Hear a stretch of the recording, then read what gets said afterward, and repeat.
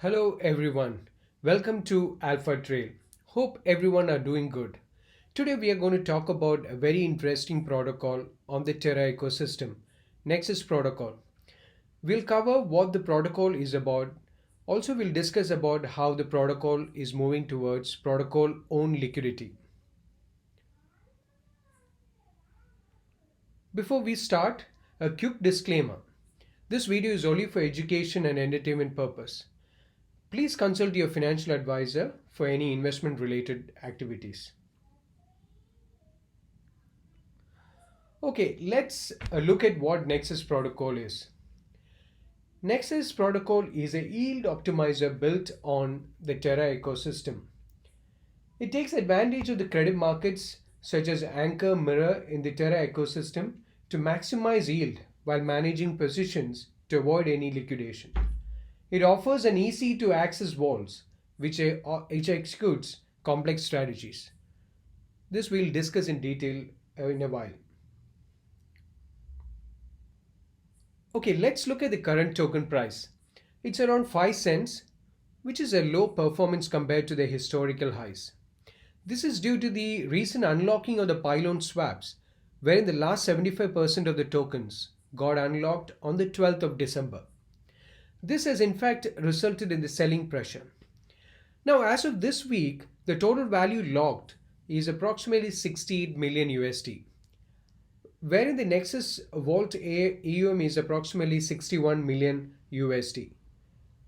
The total size circulating supply is 586.43 million, out of which what is staked is 136.62 million.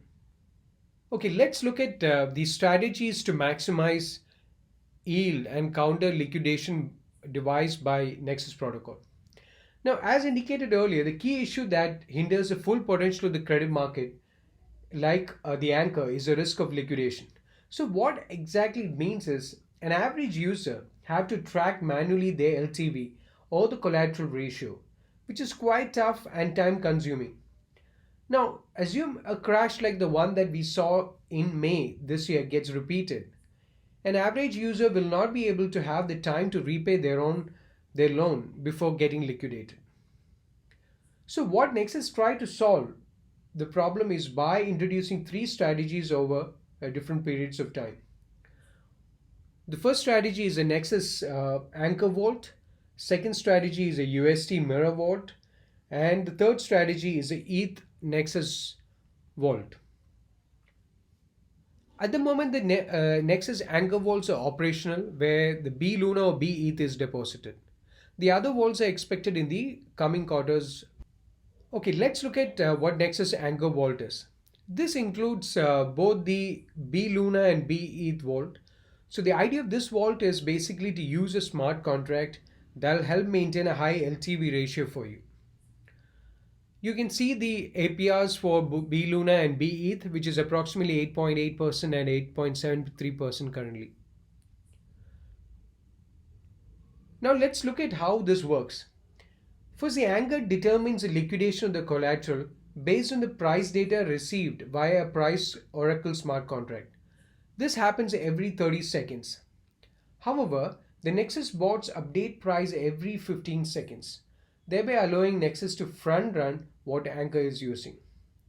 So this allows them to change the LTV level as required, and this will help one in not getting liquidated. But if the Nexus bot fails, a safe mode will be enabled. Now, in the case of Anchor Vault also failing, and an emergency mode will be activated. So in effect, you can see there are three different modes.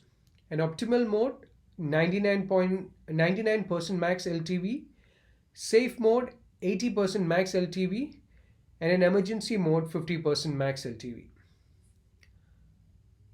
Now let's look at what a UST Mirror Vault is.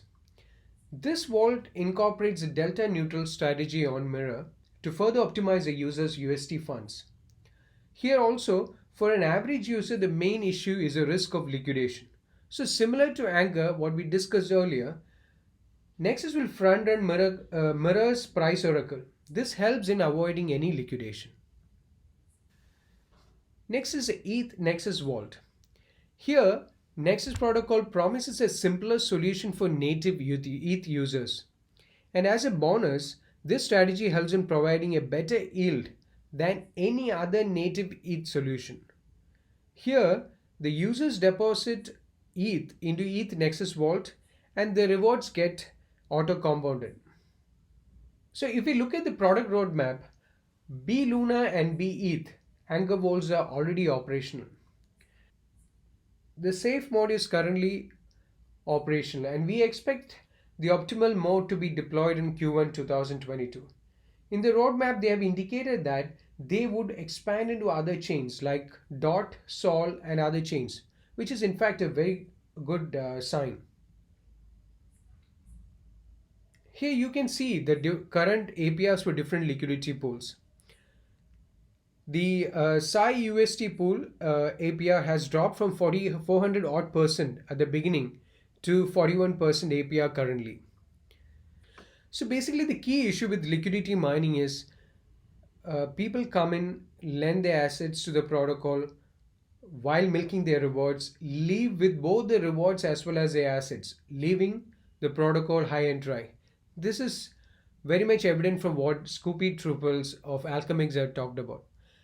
Profit taking is expected, but when a giant player comes in and exclusively dumps the governance tokens, it creates a dynamic where all price appreciation is nullified. This depresses the community and convinces them to do the same, or else they won't ever be able to realize their gains. So, one recent example is Big Data Protocol, which attracted over $6 billion in total value locked over a 6-day liquidity mining program, only to eventually fall to a current level of 3.1 million US dollar after the liquidity mining program. So you can see the graph. This is from the data DBank. We can see it's not just about liquidity mining programs that are run for a short period of time. Sometimes they run for a long period of time and is ongoing, as in the case of Compound Finance. Here, you can see that the daily protocol revenue was net negative when subtracting the liquidity mining from the protocol revenue, as in July 2021. So this is a major issue with all the protocols. Due to these issues, protocols are now moving towards protocol owned liquidity, wherein the projects acquire funds to support their project goals instead of using users' funds through liquidity mining rewards. In the case of Nexus Protocol, 80% of the inflation in PSI comes from the ongoing LP incentives. Considering this, Nexus Protocol has set POL goals to achieve before they can begin to taper LP incentives. They have planned to achieve this through a mix of protocol buyback, Pylon pool, bond issuance program. The main reason why there is a need to eliminate incentives for the PSI UST pool is mainly because they have little usage other than providing liquidity to participants, which can result in sell pressure. Here you can see the liquid pylon pool introduced recently by Nexus Protocol.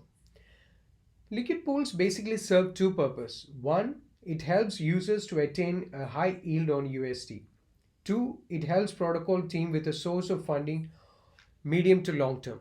This helps Nexus team to execute on their product roadmap. Now for the liquid pool, the total token allocated is 200 million PSI token and has a vesting period of 24 months. The Nexus pool token is represented by PSI DP24M as per the Pylon nomenclature. For these ledger tokens, you can hold them in the liquidity pool or held in user's wallet. Whichever way, users will accrue PSI token rewards as per block basis.